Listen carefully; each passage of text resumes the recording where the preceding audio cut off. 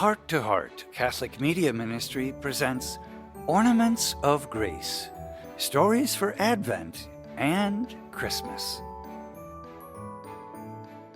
Today's ornament of grace for Thursday of the octave of Christmas is the Holy Innocents. From the first letter of St. John, here then is the message we have heard from him and announced to you. That God is light. In him there is no darkness.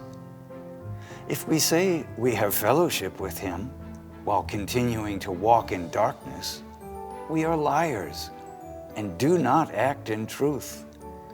But if we walk in light, as he is in the light, we have fellowship with one another, and the blood of his Son Jesus cleanses us from all sin.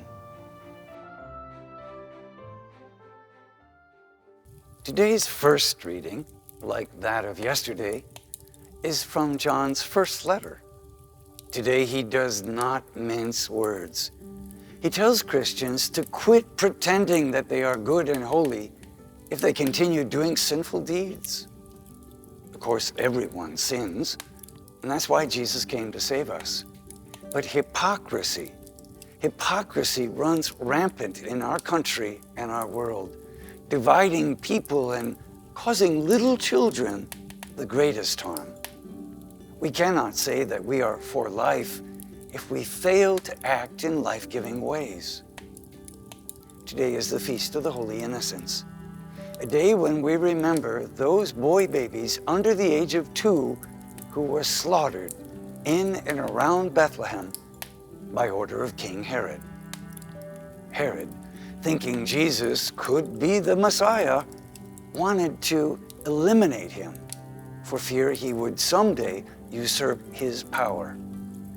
Herod's lust for power caused unimaginable suffering. Lust for power still causes deep suffering today. An average of around 15,000 children under the age of 5 die each and every day. Some die because of preterm birth or birth trauma, some from infectious diseases, others from injuries and drowning. Most die from treatable diseases and other preventable causes. Poverty, inequality, discrimination, and illness still stalk and kill our children. War and other conflicts deny children the safety they need to grow in security. They lack health care and intact family life in war-torn regions, so they cannot be properly nurtured. Children everywhere, even in our own country, lack proper nutrition. Many more children are in school than ever before, but more than half the children do not achieve even minimal educational goals. Often in some countries, girls are denied education altogether. Children of all ages often suffer violence or the threat of violence in their own schools and neighborhoods. Walking in the light means working so that all the children have clean water, clean air, and a safe climate. Obviously, our changing climate is endangering the lives of many, if not all children. It contributes to drought, flooding, and the destruction of crops.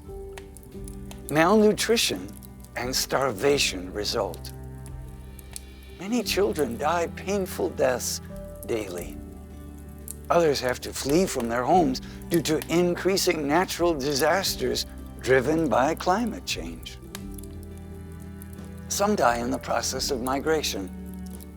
Others make it to a new destination only to live in dire poverty with little or no health care, facing a slow, painful death. Nearly 300 million children live in areas with severe toxic outdoor pollution, air, groundwater, toxic waste areas. Over 600,000 of these are under 5. and will die. Those who survive will suffer damage to their bodies and minds. If we do not work against all of these evils, then we walk in darkness, not in the light. Pope Francis reminds us again and again that little children are the first victims of war and poverty. How are we working for peace in order to save our holy innocents today? Herod, by other names, still seeks to kill the little children. God entrusted the care of his children to us. Let us walk in the light of love. The holy innocents are today's ornaments of grace.